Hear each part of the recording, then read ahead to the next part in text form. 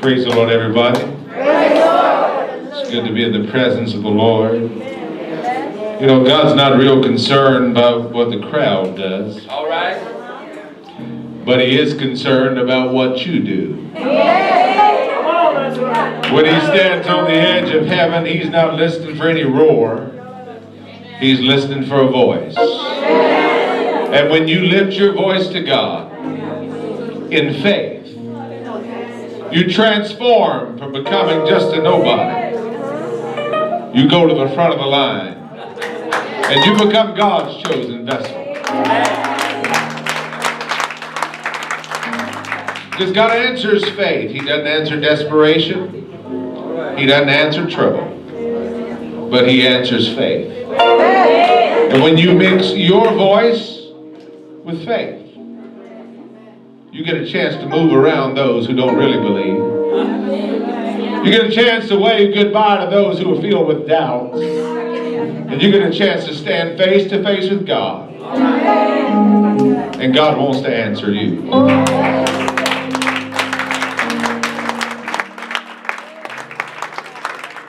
If you have your Bible, turn to Matthew chapter 8. While you're preparing, I want to say thank you to all of you for being here. Blessing to worship God with you. To Pastor Strickland, who is my kind of fellow. He moves to his own rhythm and marches to his own drum. And I like him. He's just my kind of guy. Brother and Sister Demas, who are here, founding pastors of this great work here in Greece. We're excited to be with them and their family. And just happy for all of you who are here working in faith. Brother Smith from old Mississippi boy we got right here on his way back to Turkey, and stopping in to be in service with us a couple of days. A fellow missionary. We're happy he's here as well. Matthew chapter 8, verse 26. This is New King James Version. But He said to them, "Why are you fearful, O you of little faith?" Then He arose and rebuked the winds and the sea, and there was a great calm. Before you're seated, turn around to about 3 people and say, "I'm glad to see you at church tonight."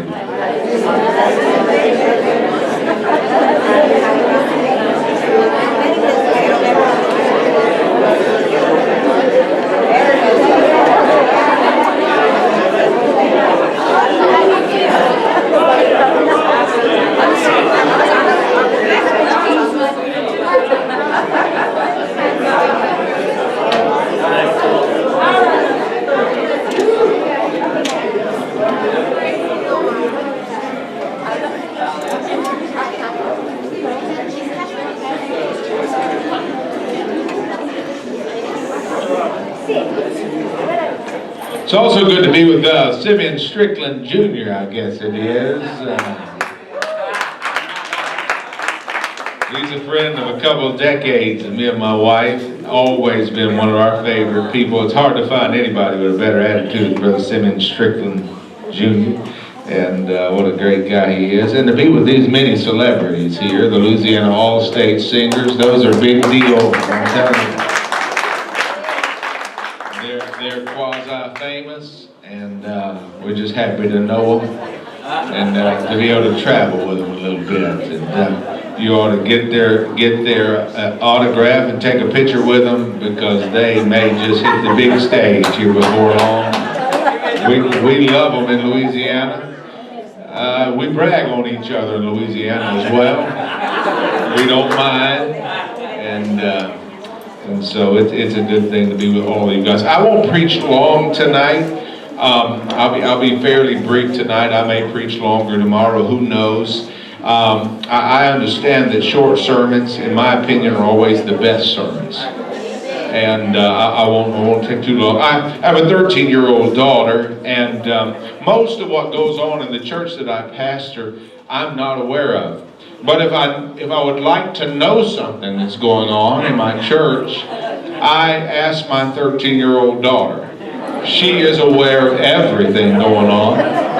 And she has a very strong opinion about everything going on. So recently I asked her, I said, Chap, her name is Chapel, and I call her Chap or Chap. And I said, Chap, what's going on in Tsunami, which is our youth group? I said, how's it going out there? She said, well, I wish you would talk to somebody. I said, oh yeah? Who do I need to talk to? She said, you need to talk to Pastor Ryan. That's our student pastor. I said, well, why would I need to talk to him? And she said, he's preaching way too long.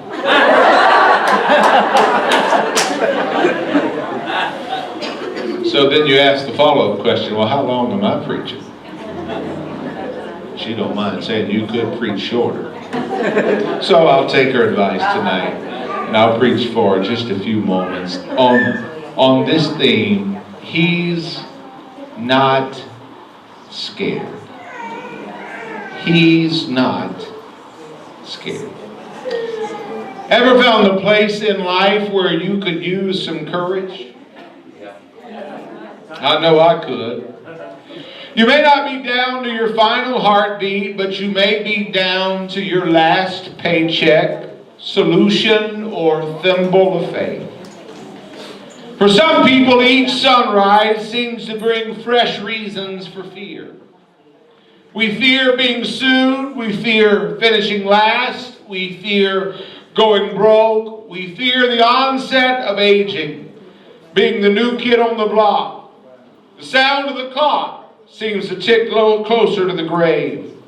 We depend on mood-altering drugs more than any other generation in history. Amazingly, the average child today has the same level of anxiety as the average adult psychiatric patient in the 1950s. Fear, it seems, has taken a 100-year lease on the building next door and set up shop. Oversized and rude, unwilling to share the heart with happiness. Happiness fades when fear shows up. Do you ever see one or two together? Happiness and fear at the same time? Clear thinking and afraid? Probably not. Confident and afraid? Most likely not. Merciful and afraid? Not really. Fear. Fear's the big bully in the high school hallway. Brash, loud, and unproductive. For all the noise fear makes and for all the room it takes, fear does little good. Fear never wrote a symphony or a poem, negotiated a peace treaty or cured a disease. Fear never pulled a family out of poverty or a country out of bigotry. Fear never saved a marriage nor a business. Courage did that. Faith did that. People who refuse to consult or cower to their insecurities do that. People who are built out of faith, who speak faith, who declare faith, who understand faith, are the people who turn around nations, are the people who change cities, and who are the people who change lives. Fear will back you in the corner. Fear left all to itself herds you into a prison of unlocked doors. Fear will press your back against the wall, will make your head hang down low, and your shoulders shrink in dismay. Fear will cause you to quit praying. Fear will cause you to stop worshiping. Fear will cause you to stop speaking with courage. But faith changes the locks on the prison door. Faith alters the landscape of every life. You may not have money, but if you have faith, you're rich. You may not have friends, but if you have faith, you're with somebody. You may have nothing, but if you have faith, you have everything. If you have faith, you walk to the edge of the limb and dare it to break. If you have faith, you look at the multitude that needs to be fed and the little bit in your hand, and you say, with God, all things are possible. With faith, you look fear in the eye die and say you can take a back seat or check out the next train. But I'm on my way to victory. With faith, you look at disease in the eye and you demand that disease leave your body. With faith, you tell anxiety to go back to where it came from, and that you'll choose to walk in peace without the evidence of fear. Wouldn't it be great tonight to walk out of the prison of fear? Imagine your life wholly untouched by anxiety. What if faith, not fear, was your default reaction to threats? If you could hover a fear magnet over your heart and extract every last shaving of dread, insecurity, or doubts, what would remain? Envision a day. Just one day. Just one day absent the dread of failure. Imagine one day absent the dread of rejection or calamity. Can you imagine life with no fear? That's the possibility behind the question of Jesus. Why are you afraid? He asked. At first, we wonder if Jesus is serious. Why are you afraid? Really? You're asking me, Jesus, have you looked at my life lately? Have you checked the money in my pocket recently? Have you seen the size of the debt that I owe? Jesus, have you looked down on the relationships of my life and seen that they're fading? Yet you ask us, why are we afraid? We wonder if he may be teasing, kind of like one swimmer asking another, why are you wet? But Jesus doesn't smile. He's dead serious. So are the men to whom he asked the question. A storm has turned their pleasure ride into a white-knuckled plunge. Here's how one remembers the trip. Matthew 8. Jesus got into his boat and his followers went with him. A great storm arose on the lake so that waves covered the boat. Those are Matthew's words.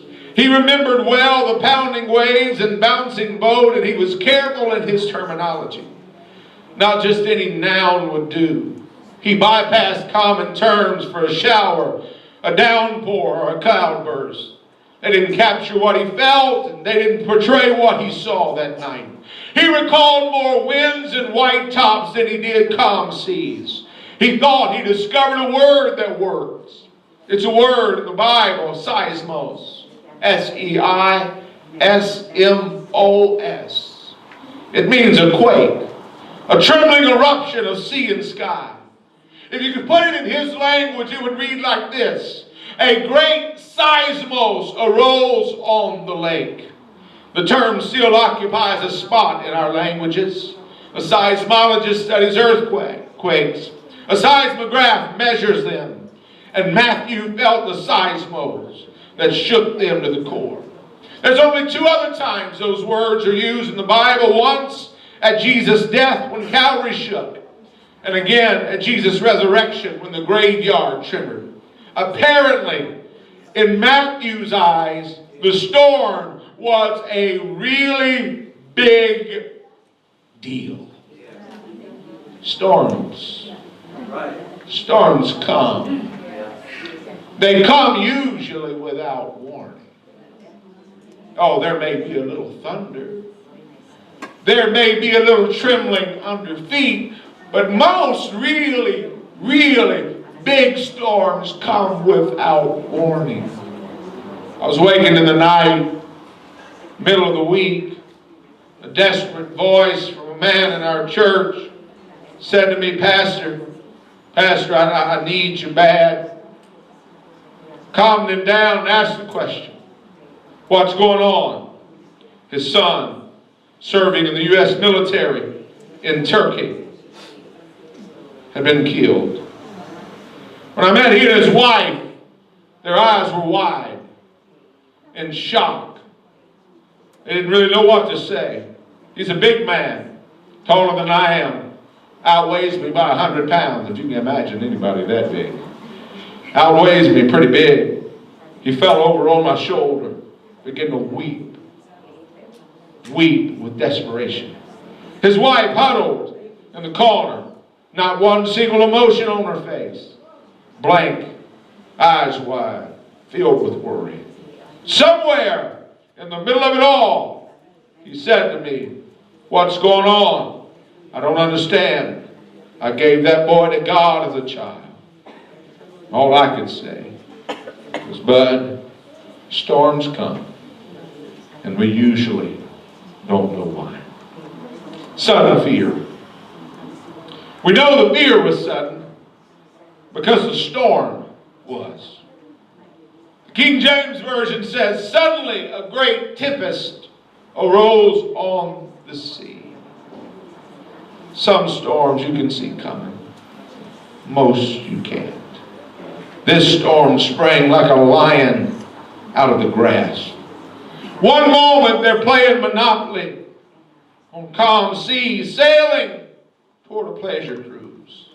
The next minute they're swallowing salt water and screaming for help as if their life might end. Peter and John were seasoned sailors struggling to keep down the sail. Matthew was struggling to keep down his breakfast. He was just a tax collector. The storm wasn't what he bargained for. Do you sense his surprise in the way he linked his two phrases together? Jesus got into a boat. His followers went with him. That's phrase one. Phrase two, a great storm arose on the lake. Jesus got into the boat. His followers went with him, phrase one.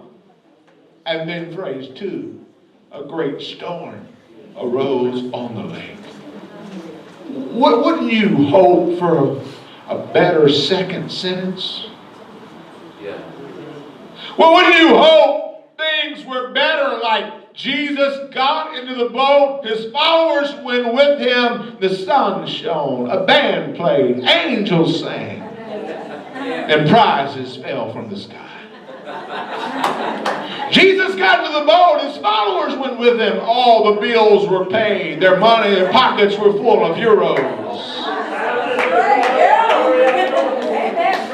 And they walked everywhere with no pain. New cars, fresh shoes, brand new clothes. A flock of doves hovering in happy formation, a sea of glass before them. Do Christ's followers enjoy a calendar full of cruises on the sea? Not really. The story that we read together sends a not so subtle and not too popular reminder. Getting on board with Christ can also mean getting soaked with Christ. Believers can expect miracles, but they can also expect rough seas and stout winds. It was John who wrote, "In this world you will have tribulation." Christ's followers, miracle believers, people who dance and shout with reckless abandon, contract cancer, bury children, battle addictions, sometimes have things fall apart, and they face fears. It's not the absence of storms that make believers special. It's what we discover in the storm that makes us different than everybody else. Because those of us who have endured a storm or two in our life can say that in the middle of the storm, we discovered a big biblical principle. He's not scared. If you're from Mississippi, USA, where I'm from, you say it like this: he ain't scared. Or you could go further in the woods and say it like this: He ain't scared.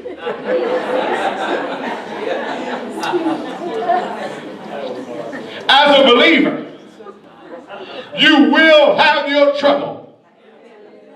But you will also find in verse 24, Jesus was sleeping.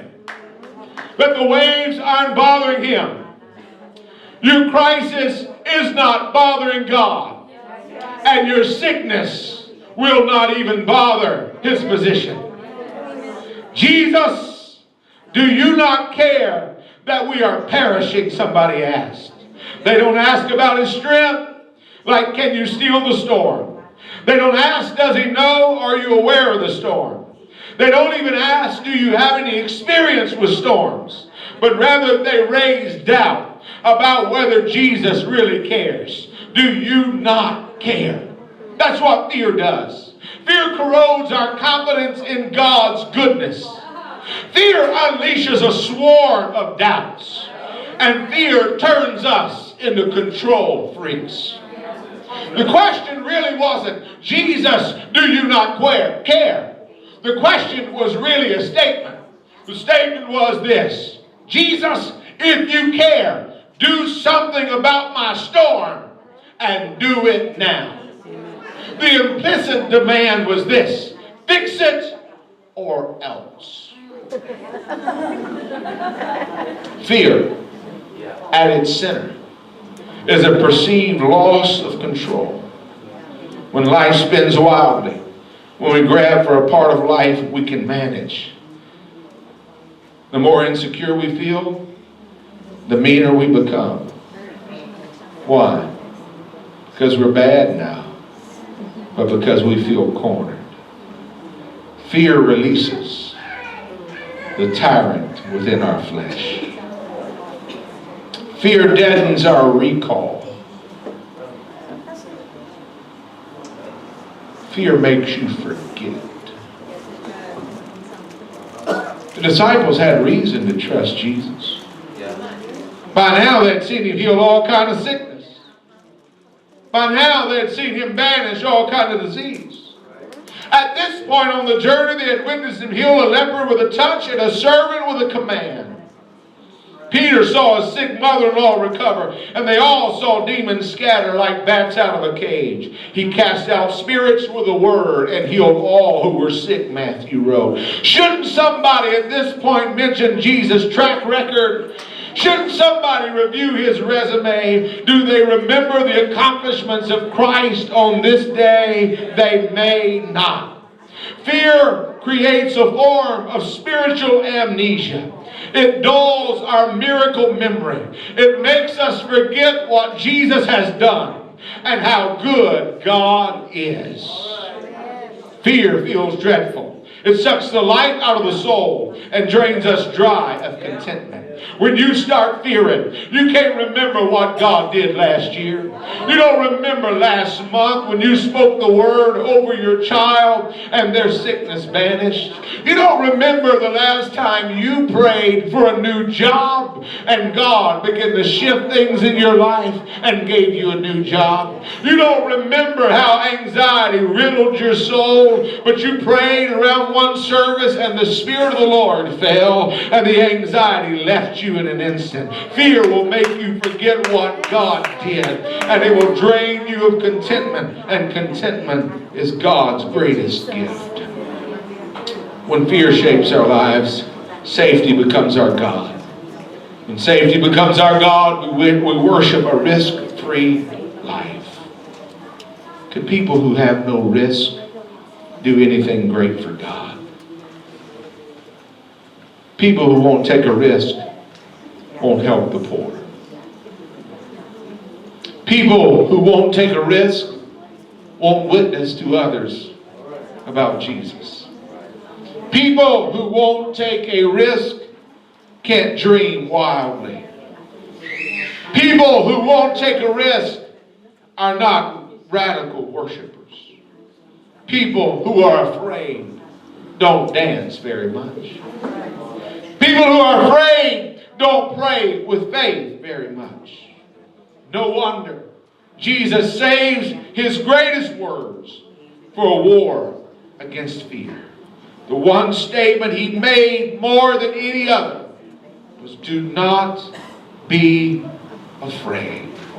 Don't worry about life, whether you have enough, Matthew said. It's all right, I'm here, he said. Don't be afraid. Do not fear those who kill the body but cannot kill the soul. Don't be troubled. You trust in God, trust in me. You'll hear of wars and rumors of wars, but see to it that you're not alarmed. God's greatest concern for you and I is that we're not afraid. I'm closing. Let's be clear. Fear serves a healthy function. It's a canary in the coal mine. A dose of fright can keep a child from running across a busy highway. It can keep an adult from doing something stupid. Fear is the appropriate reaction to a burning building. Fear is the appropriate reaction to a growling dog. Fear is not sin by itself. But when we become afraid, that we stop trusting God. When we become so afraid that our worship is limited.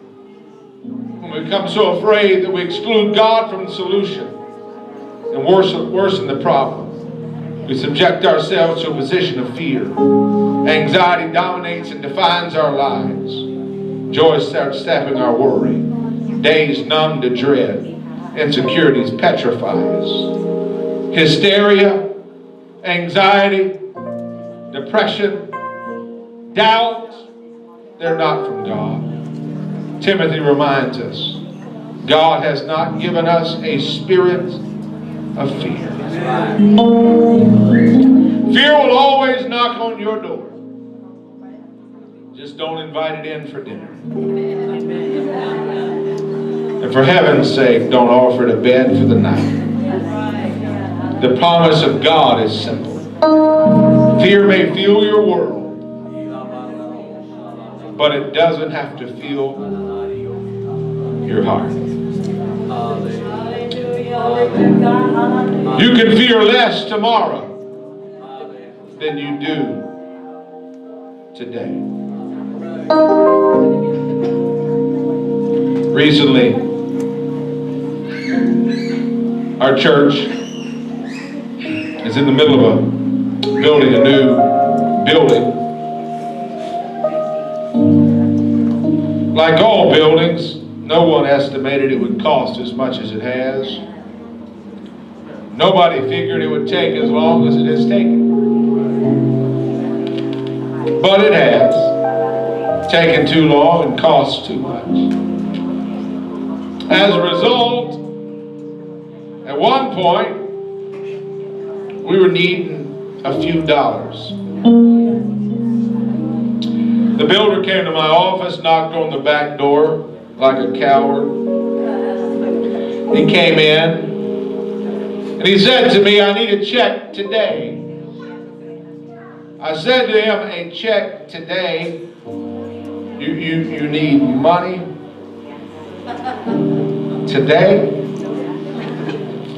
I estimated that he probably would need about $40,000 to $50,000. That's what my mind said he might need. I thought, well, I'll look around here and see if I can find 40 or 50,000. Write him a quick check. Be on our way. He handed me a receipt for services rendered. I didn't care what he had done. I was looking for the bottom line. So I turned to the last page. And the last page read, amount due. $274,589. I'm not sure how many euros that is. But that is a lot. That is a great deal of dollars. I almost fainted. My knees got weak. My brain began to race. My heart began to pound. I broke out in cold sweats. He said, I need the money today. I said, you're going to have to come back tomorrow. I said, I need to look at this receipt a minute before I go out and check like that. Well, what he didn't know, I was bluffing.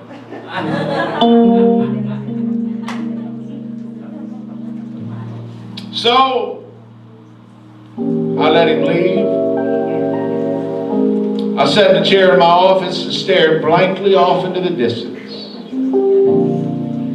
And I thought to myself, how, God? I didn't think we could write $40,000 check, much less $274,589. After a while of staring around and doing nothing,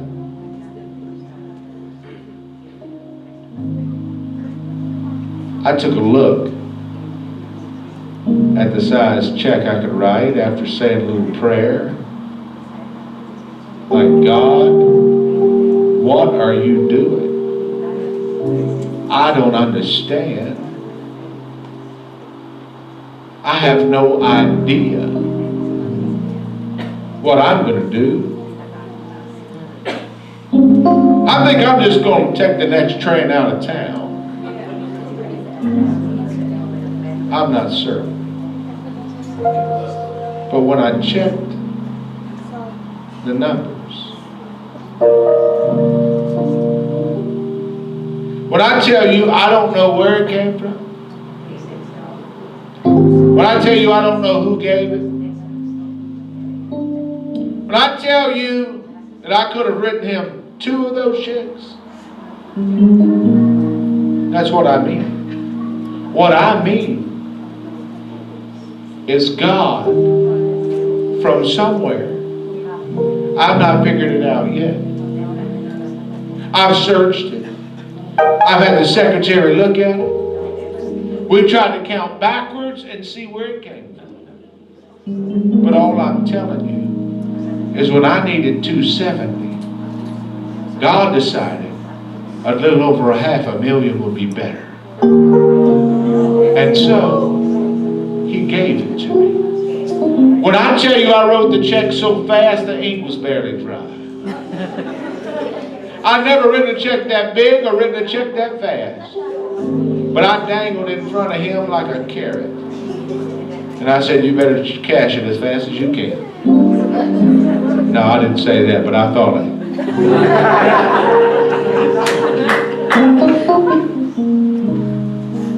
What I'm telling you is fear will paralyze you.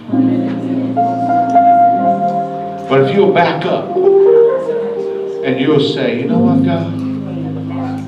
I think you can. What I'm telling you is I'm done right here. The wave stopping, storm calming, miracle making God is in this building tonight. And there's nothing he won't do for you. Won't you stand with me right here? He's not scared. Jesus isn't afraid. So I'm wondering, why are you?